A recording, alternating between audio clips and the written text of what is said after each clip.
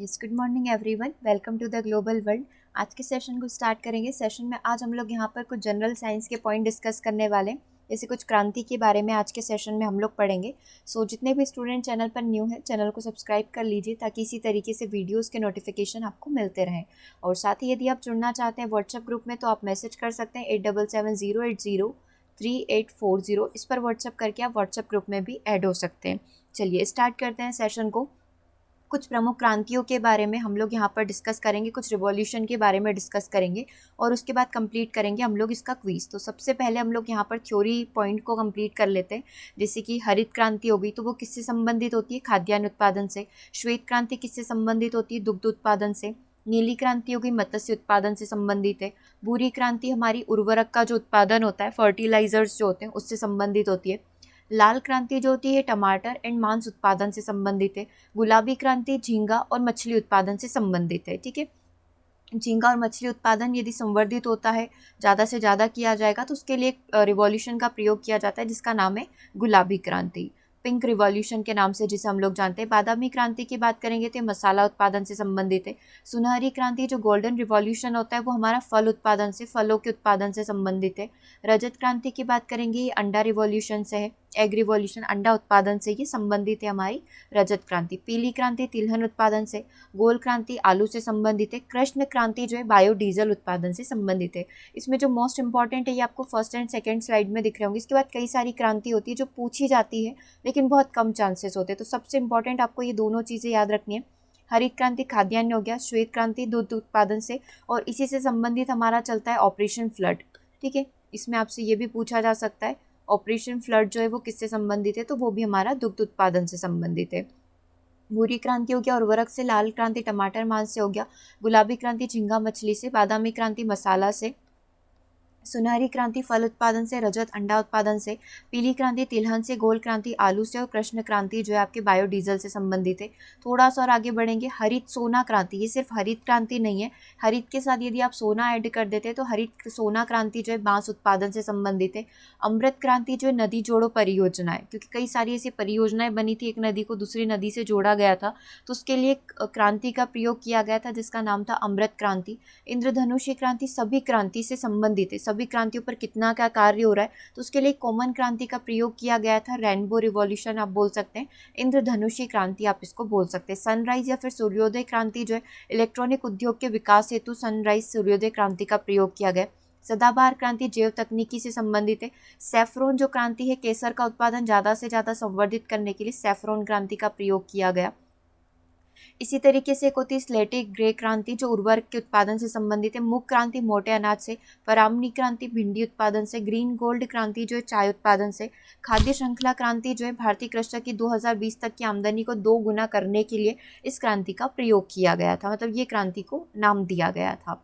ठीक है, खाकी क्रांति आपके चमड़ा उत्पादन से। व्हाइट गोल्ड क्रांति जो है कपास उत्पादन से। ठीक है, और एनएच क्रांति जो स्वर्णिम चतुर्भुज योजना जो है हमारी सड़क से संबंधित, नेशनल हाईवे से संबंधित, ये हमारी एनएच क्रांति है। ठीक है, तो ये कुछ क्रांतियां हैं जो बहुत रेयर केसेस होते हैं जब पूछी जाती है, लेकिन फिर भी आपको इसका आइडिया होना चाहिए। हरित सोना बांस उत्पादन इसी तरीके से कुछ क्रांति है, आप चाहें तो इसका स्क्रीनशॉट ले सकते हैं। ठीक है, अब हम लोग यहाँ पर कुछ जनक वगैरह की बात कर लेते हैं, उसके बाद हम लोग इसका क्विज स्टार्ट करेंगे। तो सबसे पहले हम लोग पॉइंट की बात करेंगे, भारत में हरित क्रांति के जनक कौन है? एम.एस. स्वामीनाथन है। ठीक है, और विश्व में बात करें, ये भारत की बात हो रही है, और विश्व में बात करेंगे नॉर्मन बोरलॉग है। भारत में नीली क्रांति के जनक कौन है? अरुण कृष्णन है। फिर भारत की ही बात करें तो श्वेत क्रांति के जनक कौन है? वर्गीस कुरियन है। प्रजनन यानी कि जो ब्रीडिंग की बात की जाती है, प्रेरित प्रजनन की बात की जाती है, इसके हीरालाल चौधरी है। गुलाबी क्रांति के कौन है? यहाँ पर दुर्गेश पटेल है। स्वर्णिम क्रांति की बात करेंगे तो निरफंग तुतेज है। और लाल क्रांति के जनक विशाल तिवारी है। और सिल्वर क्रांति के जनक इंदिरा गांधी को माना जाता है। तो ये कुछ जनक मोस्टली आपने देखा होगा हरित क्रांति के भारत और विश्व के पूछे जाते हैं। ठीक है, और भारत में श्वेत क्रांति का आपने कई बार देखा है, वर्गीस कुरियन को माना जाता है। तो ये कुछ और इम्पॉर्टेंट पॉइंट है जिनको भी आप यहाँ पर देख सकते हैं। बाकी हम लोग अभी क्विज स्टार्ट करेंगे, उसमें आपको ये सारी ही चीज़ें मिल जाएगी। ठीक है, तो आप चाहें तो एक बार खुद से पढ़ लीजिए इसको, फिर हम लोग इसका क्विज स्टार्ट करते हैं। चलिए आगे बढ़ेंगे, क्विज की तरफ मूव करेंगे। भारत में हरित क्रांति के जनक कौन है? एपीजे अब्दुल कलाम हो गए, प्रकाश सिंह केरे हो गए, एम.एस. स्वामीनाथन, या इनमें से कोई नहीं। अभी आपने देखा भारत में जो हरित क्रांति के जनक है वो आपके एम.एस. स्वामीनाथन है, ये जस्ट अभी हमने पढ़ा। और विश्व की बात करेंगे तो विश्व में आप नॉर्मन बोरलॉग का प्रयोग करेंगे। ठीक है, आगे बढ़ेंगे। हरित क्रांति जो शब्द है, इस शब्द का प्रतिपादन, ये शब्द जो है किसके द्वारा प्रयोग किया गया? विलियम गॉड के द्वारा प्रयोग किया गया। तो करेक्ट आंसर क्या बनना चाहिए? ऑप्शन नंबर बी हो जाएगा। भारत में हरित क्रांति की शुरुआत कब हुई? तो 1966-1967 के समय जो है हरित क्रांति की शुरुआत हुई थी। गेहूं और चावल के उत्पादन को संवर्धित करने के लिए, बढ़ाने के लिए जो है हरित क्रांति का प्रयोग किया गया था। लेकिन सबसे ज़्यादा जो रिजल्ट देखने को मिला वो गेहूं उत्पादन में देखने को मिला। तो ये हरित क्रांति की थोड़ी सी बात हम लोगों ने यहाँ पर कर ली। आगे चलेंगे। ऑपरेशन फ्लड जो है, जो दुग्ध उत्पादन के लिए बनाया गया था, दूध को बढ़ाने के लिए, क्योंकि आपने देखा होगा विश्व में दुग्ध का उत्पादन सर्वाधिक करने वाला जो देश है वो आपका भारत है। ठीक है, तो ऑपरेशन फ्लड कार्यक्रम प्रारंभ किया गया था 1970 के अंदर। करेक्ट आंसर क्या हो जाएगा? ऑप्शन नंबर बी हो जाएगा। ठीक है, आगे बात करेंगे। भारत में दुग्ध उत्पादन में भैंस हो गई, गाय हो गई और बकरी का रिस्पेक्टिवली जो हिस्सा होगा वो क्या होगा? मतलब आपको हिस्सा बताना है। तो दुग्ध उत्पादन में 50% जो दुग्ध उत्पादन होता है वो भैंस का होता है, और गाय की बात आप यहाँ पर करेंगे 46%, और बचा हुआ 4% 100 में से बकरी उत्पादन है। ठीक है, बकरी उत्पादन में प्रथम आपका राजस्थान रहेगा।